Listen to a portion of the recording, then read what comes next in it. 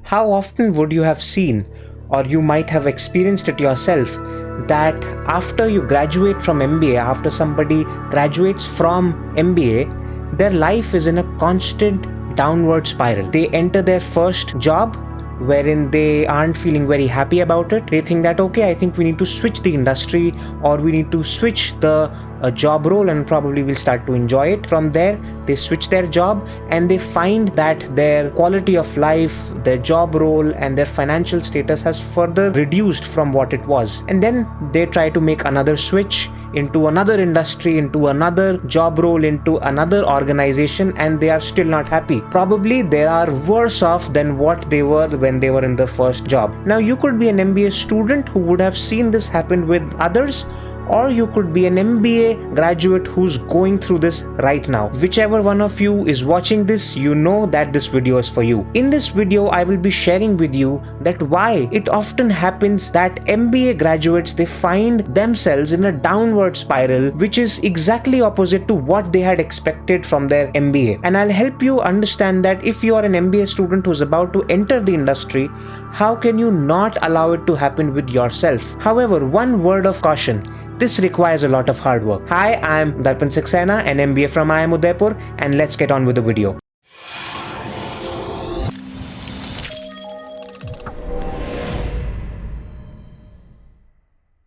So very frankly, I had not planned that I would be creating this particular video at all. But the idea of this video came to me just yesterday when I was on a phone call with a friend of mine. He was a friend from my very first workplace after MBA, and he seemed to be not very happy with what was happening with him post his MBA. What you need to know about him is that he is from one of the top 20 B schools of India, which surely means that when he would have entered the B school, his aspirations from what he's going to expect from that MBA, they had to be extremely high. And from there, obviously, you would expect that if you have studied well, if you have completed your MBA, then obviously your expectation from your MBA is going to be that, yes, I would lead a much more comfortable life than what I was leading before MBA. However, his salary after the second job switch post MBA is the same as what it was when he was not an MBA. And what was surprising for me was not the salary, it was in fact the trajectory on which he was on. So he completed his MBA some 3 years back, after which he joined his first job, wherein he worked for about half a year or so, after which he switched a job. And then when he made this first switch, his salary had reduced by a certain percentage. Then he started to work at this new job, and it seemed that he was happy with it. Eventually it turned out that no, he wasn't that happy, and he planned to make another switch. Now, after he made this second switch, his salary further got reduced from what it was earlier. So now he had made 2 switches, and with each switch, instead of his salary increasing, his salary had always gone down. And while you're watching, you'd be surprised that why would somebody want to make a choice like that? Well, you must know that not always will you have great choices and opportunities in front of you. You've got to make them yourself. So from that phone call wherein he was seeking from me that advice, I thought that okay, I should create a video around it. And I spoke to him that, hey, I would be creating a video on this. Obviously, I'll not be speaking about you, I'll not be speaking your name. However, I think that this case will help a lot of students to understand it. So the way I'll be explaining to you that how you can avoid being in a downward spiral, in a downward career spiral after your MBA, would be through 4 points. Now, these are the 4 challenges which I observed in the story of that friend. And from there, after dwelling on it for some time, I realized that these 4 points could very well be the story of someone else as well. And each of those 4 points is going to be the 4 problems which that friend is finding himself in. And with each of those, I will also be sharing that what are the 4 ways, one each, of how you can solve these, of how you can not allow all of these 4 problems to happen with you, because these are the 4 problems that if they happen, you will for sure be on a downward spiral in terms of your career after MBA. So the first thing which I observed, which is going to be there if you are on a downward spiral in your career, is that you'll find yourself not really enjoying your job. You'll always find that, okay, this is not the job which I think I want. It can happen with you in 2 ways. The first one is that while you were in your MBA, you had imagined some other kind of a job, and now finally when you went into your placements and after your MBA, you are in an entirely different kind of a job or a different kind of an industry or organization, and hence, because it was not what you had planned for, it was not what you had thought about, you are not feeling aligned with it at all, and you're not really enjoying the job. The second way it can happen to you is that while you could be in the exact industry, the exact job role, or even the exact organization which you had always dreamt of, but the problem is that as soon as you enter that role, you realize that, okay, probably what I was imagining about it is not the same of what it actually is. And what it actually is not something which I really enjoy. And then all of that dissonance starts to happen, which creates a lot of headache in your mind. So why exactly is it happening? Why is it that in either of these 2 circumstances, you are not able to enjoy the job?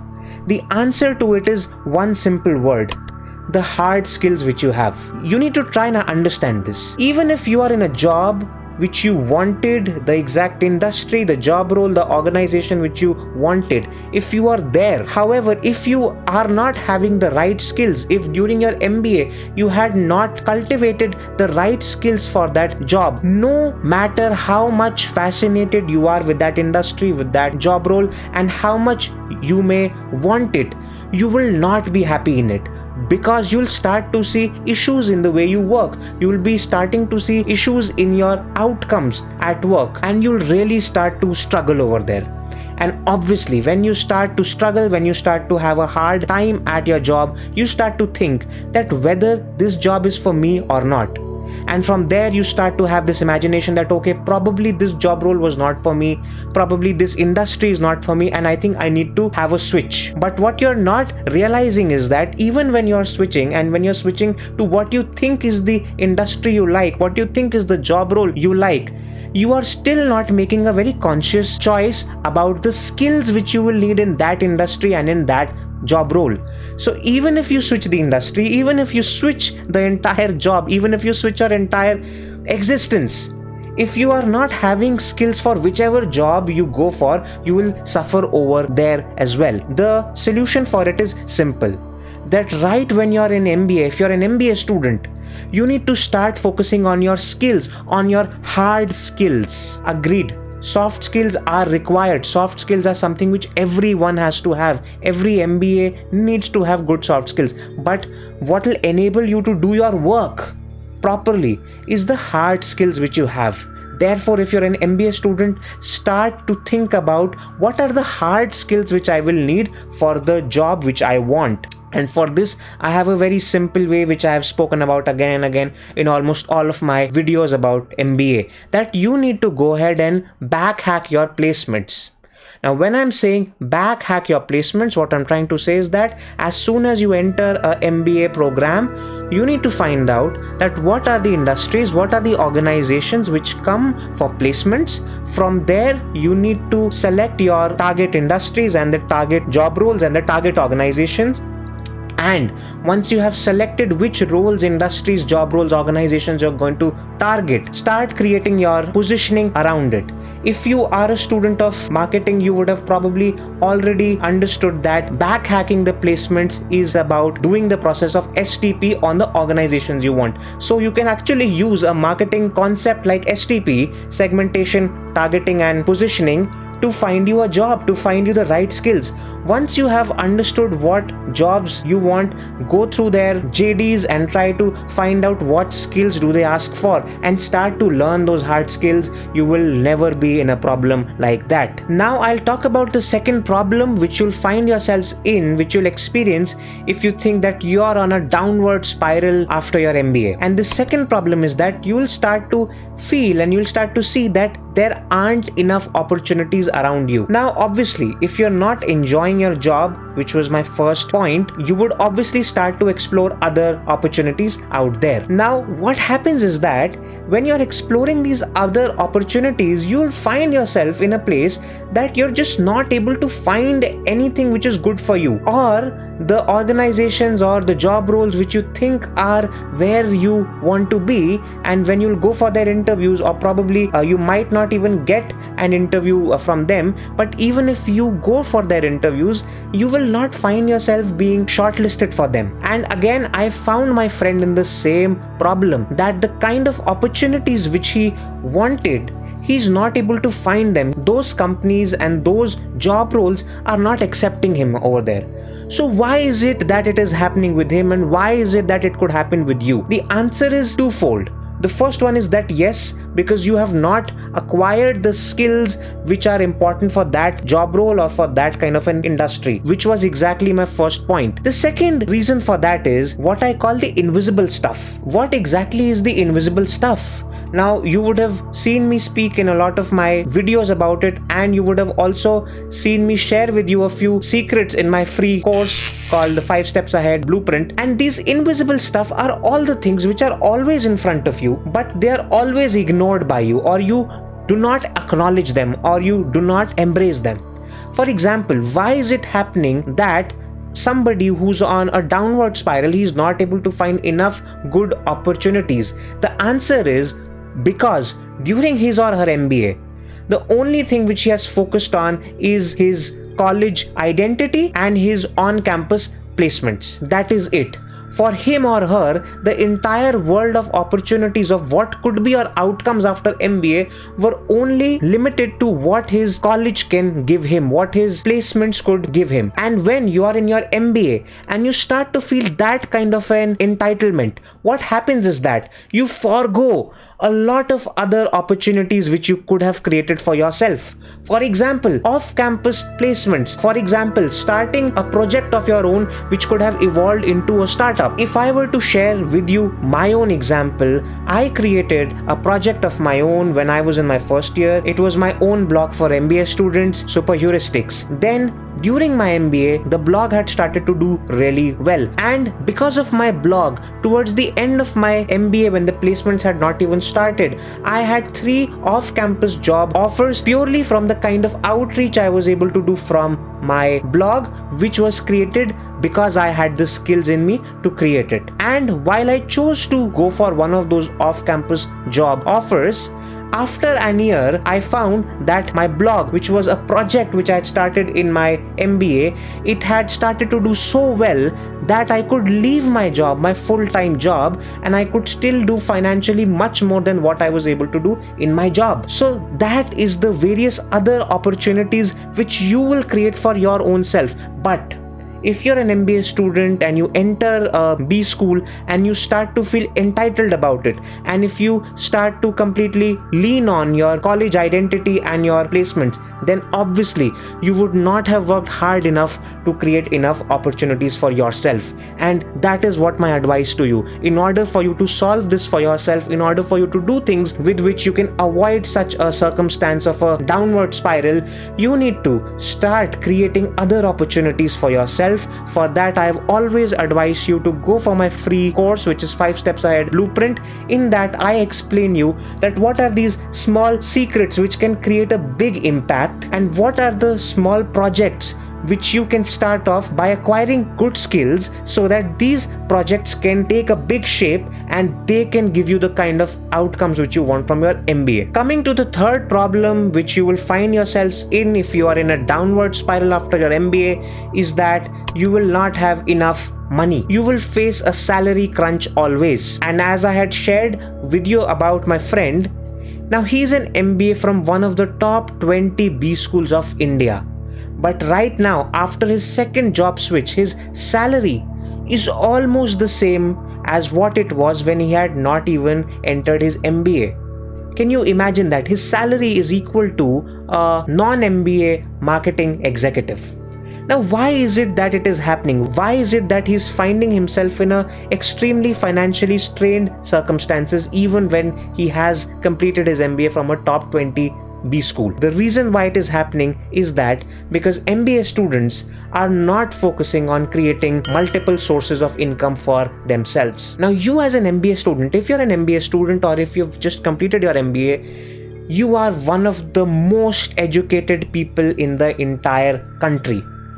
And if you are not doing enough to spread out the sources from where you will earn, then I have no idea that who else will. You as an MBA student need to start thinking about that right when I'm in my MBA, right when I'm in my first year, what are the things which I can do so that I can create for myself multiple sources of income. And if you were to ask me, as I said, that for MBAs it is very easy, because when you are an MBA, you have all the technical knowledge from your graduation, you've got the business knowledge from your MBA, and probably you also have enough industry experience for you to know what the world is about. Therefore, for you to be able to create such sources of income has to be a mandatory thought which is there in every student around you. Again, while there are various ways in which you can create these various sources of income for yourself, for example, you could invest in stocks, you could straighten up your personal finance, and you can do a lot more such things.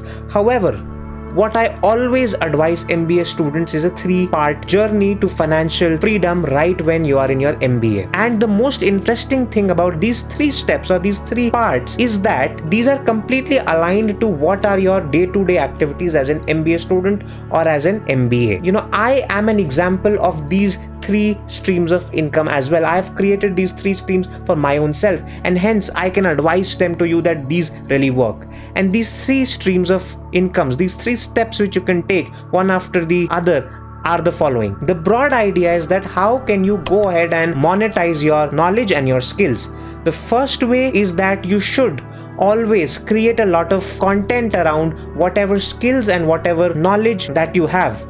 And this content, it could be in the form of articles on your blog, or it could be in the form of videos on your YouTube channel. And from there you will realize that not only are you creating a good personal brand through this, you are also able to monetize your content. The second way is consulting and freelancing.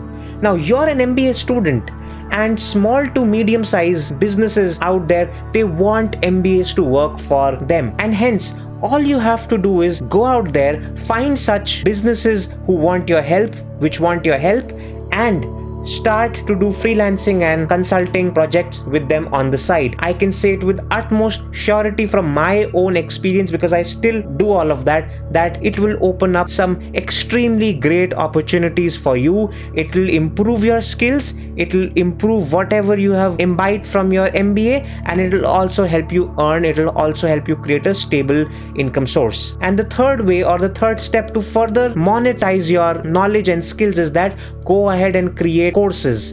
But it can happen only after you've completed the first 2 steps, or at least once you have started these first 2 steps. If you actually understand this, it is a simple 3-step process of learn, do, and teach. That first I will learn something while I'm creating content around it. Then I will go ahead and I will do it, which means I will implement those skills on some projects, which is why I advised you to do some consulting and freelancing. And the third is go ahead and teach it, which you can achieve by creating courses around your knowledge and skills. So if you as an MBA student, or as somebody who has recently graduated from MBA, if you can understand these 3 things, and I'm sure that while I'm speaking, you can feel the intensity of how much it can impact you. However, as I had said in the starting, all of this is real hard work. All of this is some real deal. It will not change the things for you in a week or even in a month. This requires consistent and persistent efforts